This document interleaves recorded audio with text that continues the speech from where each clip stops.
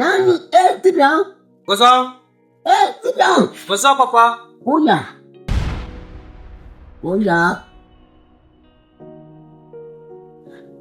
Papa, umefa? Ikaida. Ikaida. Soma ya. Unaona kai. Unaona? Sasa nilikuwa nasema nikuulize juu ya dada yako. Dada yako niko nasikia kama walishaka mfukuzi. Na sasa nilikuwa naambia Ani, ule Kiana hakukuwa Kiana mtutu. Anje hakunisikia.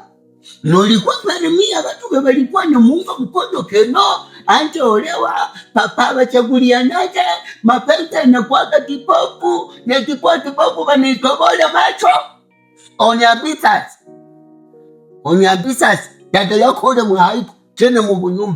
Oniambie ikuwa Respect papa. Tuko mdunia. Tuko na mdunia, kila mtu anakuwa na shwa yake. Na mtu akishafanya shwa yevitezi tokea mwisho, Mungu ndio anakuwa anavijua.